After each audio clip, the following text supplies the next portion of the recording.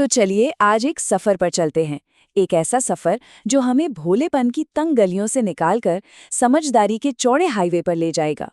कभी ऐसा महसूस हुआ है कि अपना अच्छा होना, मतलब हर किसी का भला सोचना, यही अपनी सबसे बड़ी कमजोरी बनता जा रहा है? ये सवाल है तो बहुत सीधा, पर सच कहूं तो अंदर तक चुभता है। और बस यहीं से हमारी आज की बातचीत की गहराई शुरू होती है। देखिए, ये सिर्फ एक कही सुनी बात नहीं है, ये एक चेतावनी है कि भोलापन, जिसे हम अक्सर मासूमियत का गहना मान बैठते हैं ना, अगर वो हद से ज्यादा बढ़ जाए तो वही भोलापन हमारे आत्मसम्मान को दीमक की तरह अंदर ही अंदर खोखला कर देता है। तो ठीक है, चलिए इस पूरी बात की एक एक परत को खोलते हैं। हम देखेंगे कि भोलेपन का असल खतरा क्या है, अपने भरोसे को टूटने से कैसे बचाया जाए, ना कहने की कला क्या होती है, खोए हुए आत्मसम्मान को वापस कैसे पाया जाए, खामोशी में कौन सी ताकत छिपी है, और आखिर में समझदारी का असली रास्ता है कौन सा। तो शुरुआत करते हैं सबसे पहले और सबसे बड़े सवाल से कि भोलेपन से आखिर नुकसान क्या है।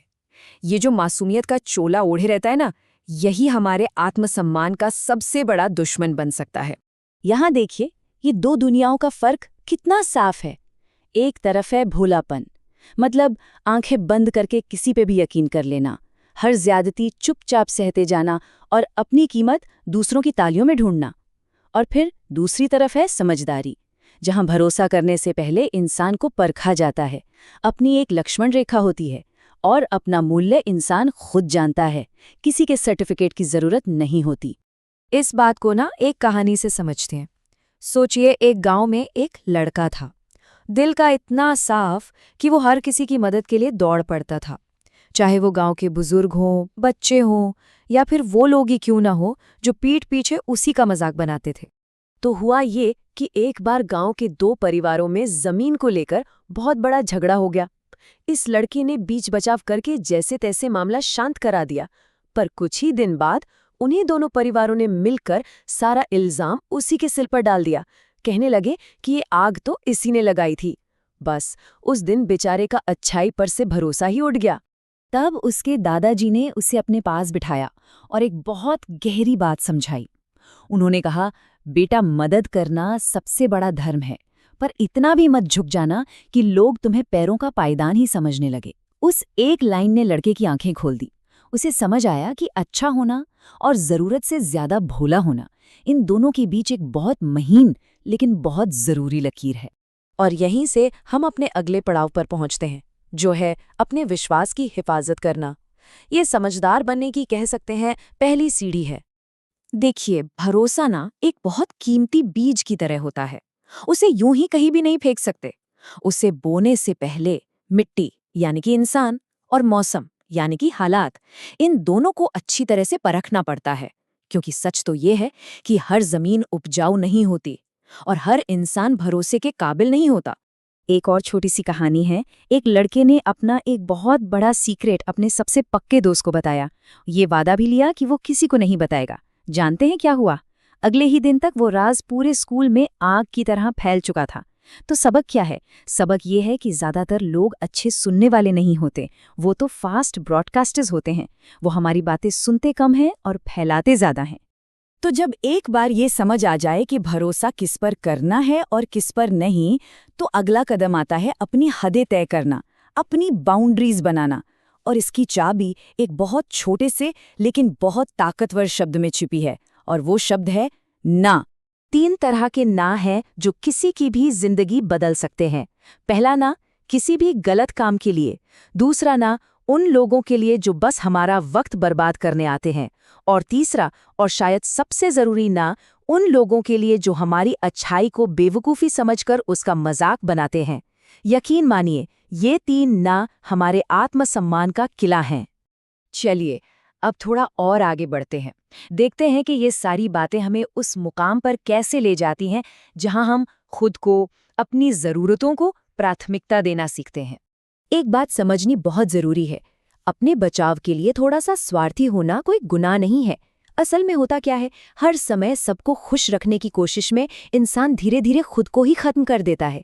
समझदारी वाला स्वार्थ यही कहता है कि पहले अपना ऑक्सीजन मास्क लगाओ, उसके बाद ही दूसरों की मदद करने के बारे में सोचो। एक माँ की कहानी है। सुबह उठने से लेकर रात को सोने तक वो परिवार के हर सदस्य की पसंद नापसंद का ख्याल रखती थी। बच्चों का टिफिन, पति के कपड़े, सास ससुर की दवाइयाँ, वो सबके लिए सब कुछ थी, बस खुद के लिए कुछ भी नहीं। एक रात वो रसोई में अकेली खड़ी फूट फूट कर रो पड़ी और खुद से बस एक सवाल पूछा, क्या मैं इंसान नहीं हूं? उसकी ये आवाज सुनकर उसकी बेटी दौड़ कर आई, माँ का हाथ थामा और बोली, माँ अब प्लीज थोड़ा अपने लिए भी जी लो, वरना इस घर को संभालने के चक्कर में हम आपको ही खो देंगे। उस दिन के बाद वो माँ स्वार्थी नहीं बनी। नहीं, उसने बस खुद के लिए फिर से जीना शुरू किया। अब एक और गहरे लेवल पर उतरते हैं, बात करते हैं खामोशी की ताकत की। कभी कभी ना सबसे करारा जवाब हमारी चुप्पी होती है और सबसे बड़ा काम बिना कोई शोर मचाए हो जाता है। एक कहावत है ना कि शांत रहने वाले इंसान के गुस्से से हमेशा बचना चाहिए। क्यों? क्योंकि वो अपनी एनर्जी फालतू की बहस में बर्बाद नहीं करते, वो उसे इकट्ठा करते हैं और फिर सही वक्त पर इस्तेमाल करते हैं। उनकी चुप्पी उनकी कमजोरी नहीं, बल्कि उनका सबसे बड़ा हथियार होती है। और ये फर्क यहाँ कितना साफ दिखता है। एक तरफ है शोर, जिसमें सिर्फ शब्द हैं, लंबे लंबे भाषण हैं, खोखले वादे हैं, और दूसरी तरफ है शक्ति, जिसमें कर्म है, नतीजा है और असल असर है। ये बिल्कुल उस कहानी की तरह है कि गांव में आग लगी तो एक शिष्य खड़ा खड़ा ज्ञान देता रहा और दूसरा चुपचाप बाल्टियां भर भर के आग बुझाने में लग गया। असली ताकत बोलने में नहीं, करने में होती है। तो अब तक हमने जो भी बातें की, उन सब धागों को जोड़कर एक पूरी तस्वीर बनाते हैं, समझदारी और सम्मान की। और इसका सार सिर्फ एक लाइन में है, किसी के लिए एक ऑप्शन मत बनो, एक जरूरत बनो। एक बहुत गहरा नियम है, इसे ध्यान से समझिएगा।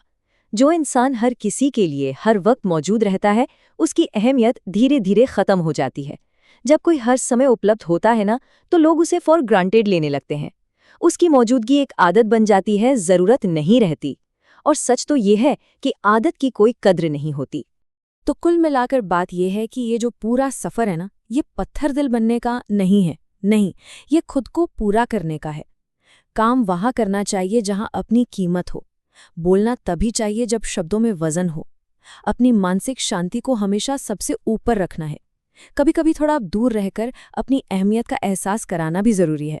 और अपनी पहचान शब्दों से नहीं, बल्कि अपने कामों के नतीजों से बनानी है। तो आखिर में सवाल सिर्फ इतना सा है, वो इंसान बनना है जो सबको खुश करने की रेस में खुद को ही मिटा दे, या फिर वो जो किसी भी कीमत पर खुद को खोने न दे। फैसला अब हमारा है।